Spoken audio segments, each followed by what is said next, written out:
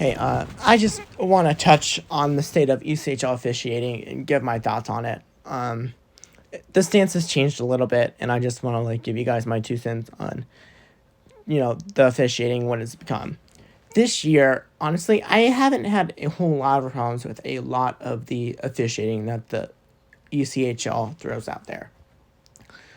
In my personal opinion, it is not really even that hard to be a good official. Just call the big stuff, call the injury risk stuff. I have no problem with you letting the small things go, and with the small things letting them play it out. Like you can let a trip here and there go. You can let a little slash. You can let a little hook go, but big stuff you could even honestly let cross checking go. But big stuff like boarding, illegal hit to the head, this headlock that you see in the photo that I'm going to use. This is my personal photo. I took this as a omen because this wasn't called. And you've seen a lot of this kind of stuff with the ECHL officiating at times. And it's not so much of a, okay, you don't call the big stuff, blah, blah, blah, you're shit at officiating. I get that it's a hard job. I get that you can't say everything. I get that you can't call everything. But big injury risk stuff, that leads to a butterfly effect that leads to tensions getting high. And then they don't want the players to fight it out. Letting the boys play and letting the boys fight it out and, that stuff, it tends to be two different things that the officials don't think go hand in hand when they really do. They let the tensions get high, but then they don't want them to fight. And then that leads to stupid stuff happening, like a big board, a lot of injuries.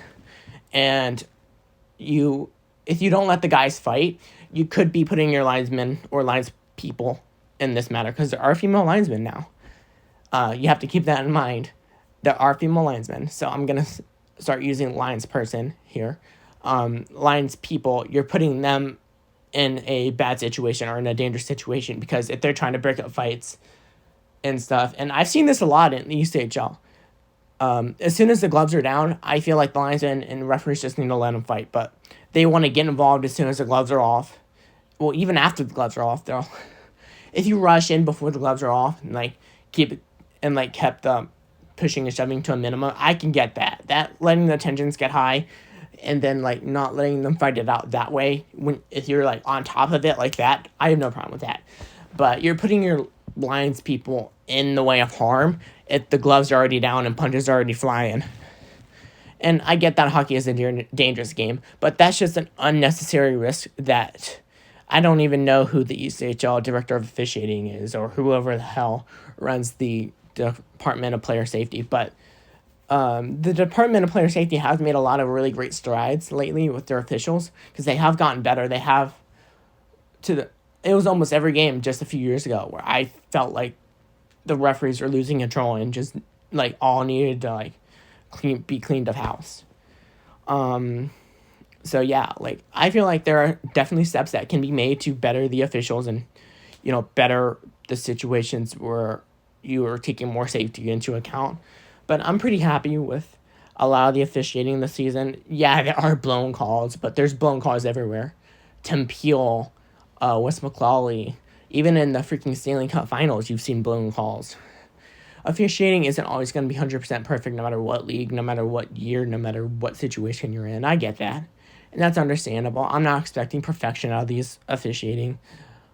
But I don't honestly feel like these officials that the ECHL hire sometimes really consider the effect that the actions that they take are going to have, or the actions that they don't take calling this particular penalty will create later down the line.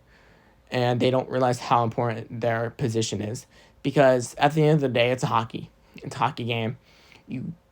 Tensions are going to get high sometimes. Stuff's going to happen, but you just need to be on top of it and keep control of the game so it doesn't get too ugly and you don't see 3 fights when out as soon as the first period ends. When you're out of the time that you're supposed to be playing, there should not be fights happening if you're doing your job correctly.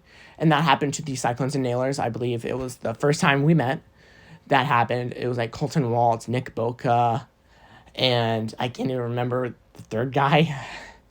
I really think that he's gone now, honestly. But it was like Colton Waltz, Nick Boca, and maybe Mingo. I'm not entirely sure, 100%. But I know Waltz and Mingo were definitely in there. I mean, not Waltz and Mingo. Waltz and Boca were definitely in there. And it was against, like, Shaw Boomhauer, Jake Flegel, and, like, another third guy.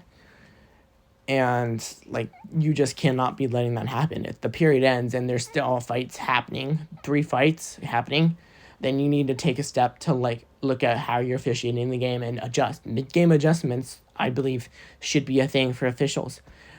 And sometimes they don't realize how important their job is to prevent injuries, to prevent career-ending injuries, to prevent prospects from getting injured and that derail their career from being a star player to being a bust.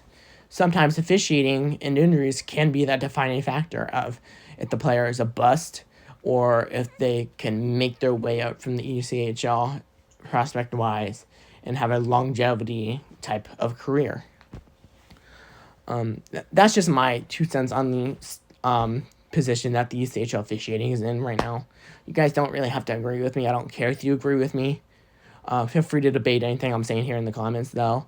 But please keep it respectful. Please keep it civil. If it does not, I'll just step in and be like, hey, be civil. And if it keeps going on from there, I'll just leave the comment thread entirely.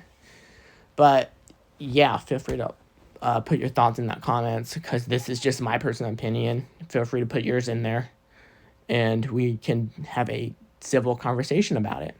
Thanks for watching.